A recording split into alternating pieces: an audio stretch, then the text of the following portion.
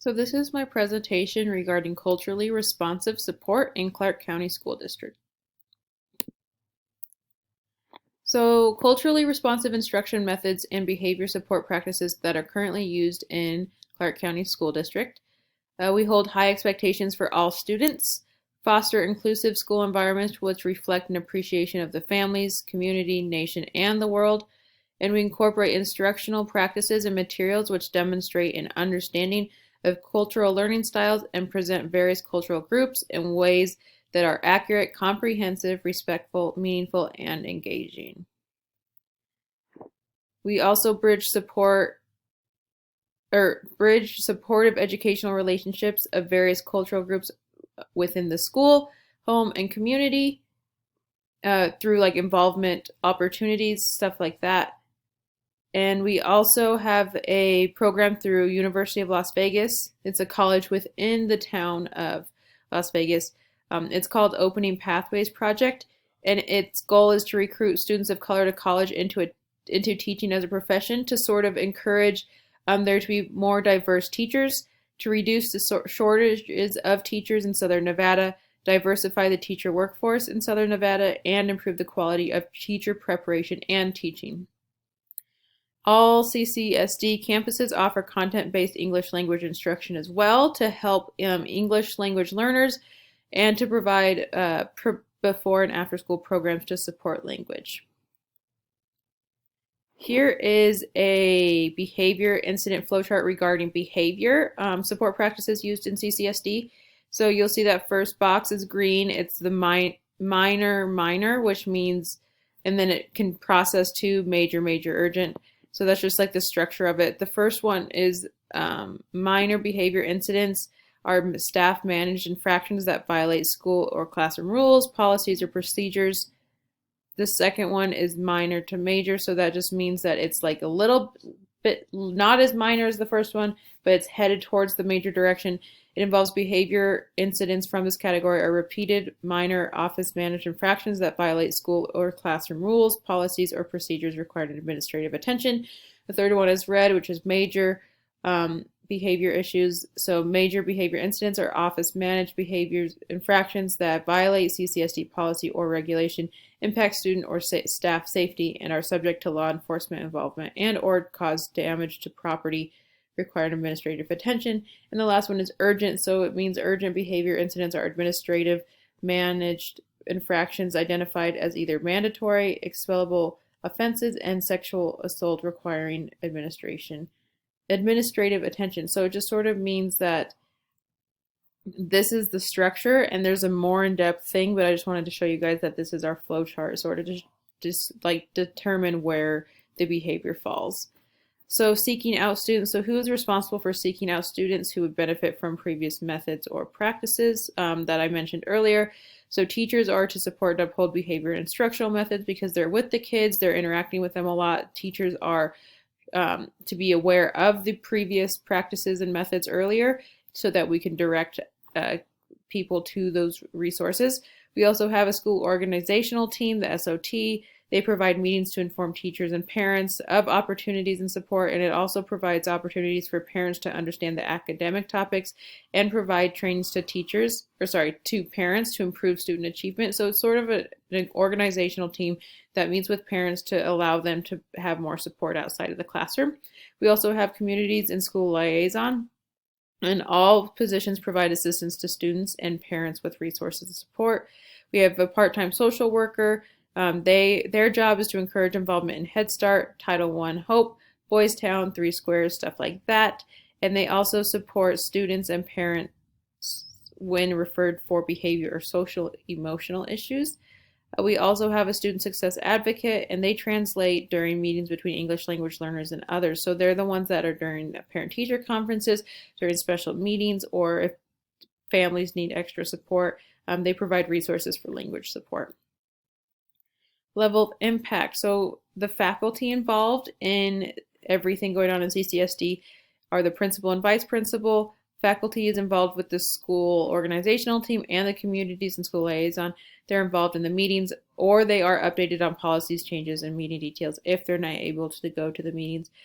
Students involved in the previous methods and practices are students who are English language learners, students of low income housing who need support in school, students who have a hard time managing emotions or has trouble in the classroom or constant reoccurring behavioral issues.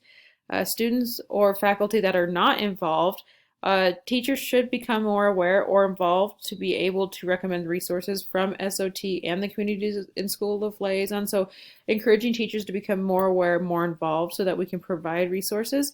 Also the superintendent of a large school district. So Las Vegas School CCSD is like the 5th largest school district in the nation. So it serves a ton of students, which makes it hard for the superintendent to oversee everything. So it might be more helpful to have him more involved and allow him to impact more people in a positive manner.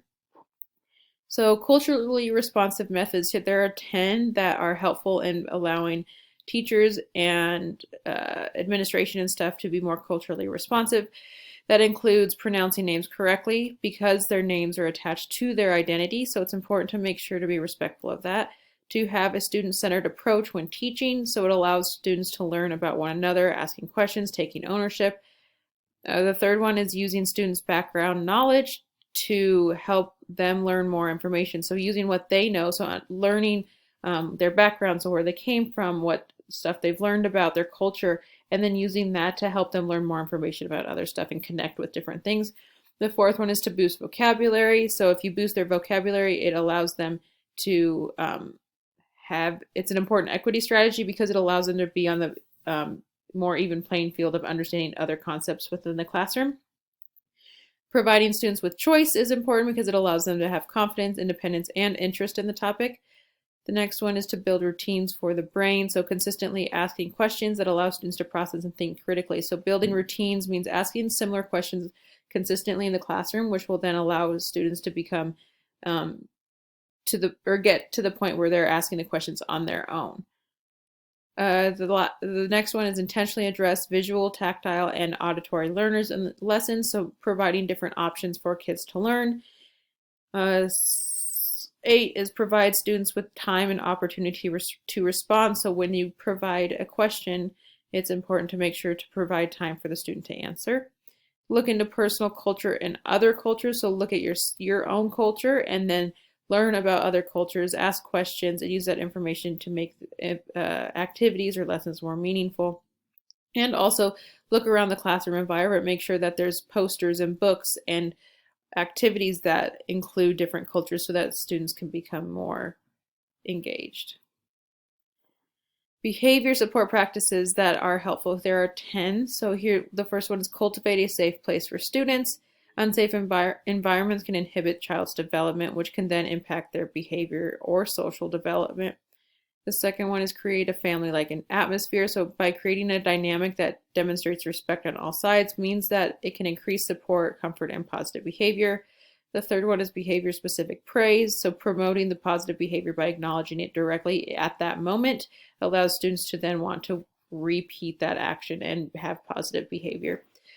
The next one is instruction regarding social skills. So teach students how to meet behavioral expectations while also learning about different cultural expectations. So teaching them social skills that are acceptable in our culture or the school's culture, but also learning about different other cultural expectations and teaching kids about those as well. PBIS model, school-wide prevention and intervention that improves school behavior issues. The next one is culturally responsive practices. So using cultural knowledge, life experience, and learning styles to support students and reduce negative behavior. The next one is an increasing awareness of bias or mismatched expectations, so familiarizing oneself with different cultural expectations. 8 is replace zero tolerance policies with tiered approach to discipline. So instead of just doing zero tolerance and then kids getting expelled or suspended, creating a tiered approach that is welcoming or more supportive of students' behavior. Using data to drive decision making to lead to desired outcomes. So using information collected on behaviors, looking at trends and stuff like that will allow you to then create a plan to create the desired outcome. And the last one is improve learning partnerships. So improving or changing the relationship between teacher and student. So interacting with students, engaging with them, and building that positive relationship. Student impact. So students that would benefit from culturally responsive instruction and behavior support practices would be African American students, learners with disabilities, children of Latin American origin or descent, students of different cultures from the dominating culture. And I would also add that students of any culture would benefit from culturally responsive intervention, because even if they're going to school where the dominant culture is generally what's seen, learning about other cultures is going to be helpful for them. So I would say any student of any culture would benefit from culturally responsive instruction as well. The easiest methods and practices for me to implement immediately, the most simple ones would be pronouncing names correctly, providing students with choices, learning about students' cultures, behavior-specific praise, so directly being a positive influence and being positive to those students who are behaving appropriately, and creating a safe environment for students. And here are my references. And thank you.